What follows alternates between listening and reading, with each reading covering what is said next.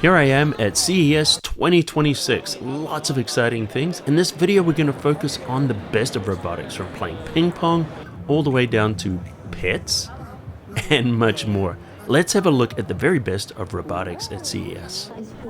So this company's trying to mass produce robot hands. And honestly, it's either the future or the most expensive high-five machine ever. Here we see it demonstrating dealing blackjack. This is Sharper, founded in 2024 in Singapore. You might not like that response if you lose a hand. Sorry, pun not intended. Here it can play ping pong. So the tech, it's called Sharper Wave. It has 22 degrees of freedom. I mean, you can move in a ton of superhuman ways. And the wild part, each fingertip has a tiny camera with over 1,000 tactile pixels. So it can feel by seeing. And here we can see it in use, folding pinwheels. This is important because it could be used in hotels, hospitals, shops, even homes, without us redesigning anything, because the hand can use human tools in human spaces. And it also won a CES 2026 Innovation Award. It's so good, I'm gonna let it take my photo.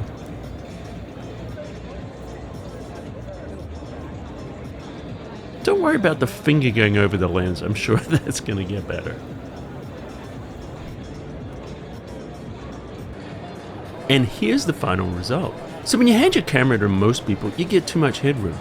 In this case, the robot did a great job. Unitree's G1 humanoid robot literally hopped in a boxing ring and let people swing at it. But really, they're showing off the balance control, durability, and recovery of the robot, things that are needed in the real world. This little robot can already be purchased for under $15,000. Definitely a crowd favorite at CES was Olobot. So rather than trying to imitate a human or an existing animal as a quadruped or a humanoid, these robots are unique and they have unique shapes. They're designed to be more like pets and less like virtual assistants. They make little noises and gestures with their face, with their arms, their eyes. And they're also designed to be non-intrusive. This particular one, the Oloni, is designed to record key moments. They don't upload to the cloud, they actually go into a memory card, physical memory card, which you can see as a glowing red heart within it. And these are expected to sell somewhere between $1,000 to $2,000, and they're going to be available starting on Kickstarter in this summer. And now we get to the practical stuff. There's Hytron, the cleaning robot that's basically here to do one job nobody wants to do: commercial bathroom duty. It's under 16 inches wide, so it can actually fit into the stalls, as it roams around mopping floors, scrubbing toilet bowls, and even hitting stuff like urinals, sinks, and mirrors. Not just doing a lazy drive-by spray. It's fully cleaning, sanitizing, and drying every part of the bathroom, so it's not turning the restroom into a slip and slide.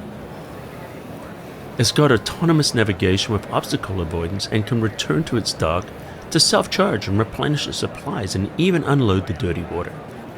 Under the hood, it's running on NVIDIA software. We have the Gaussian Beetle.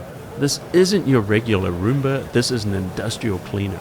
It's able to navigate large areas like factories, it can open doors, it uses 3D LiDAR mapping and localization.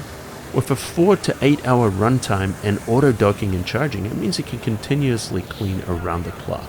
Coming in at around $25,000, it might be a little much for your home. I'm at the Fujitsu booth and I'm with Ezra. So basically what it's got is an AI that's able to communicate with multiple devices, whether they be these robot dogs or the humanoid robots, and they can use them for all kinds of things like security and different things.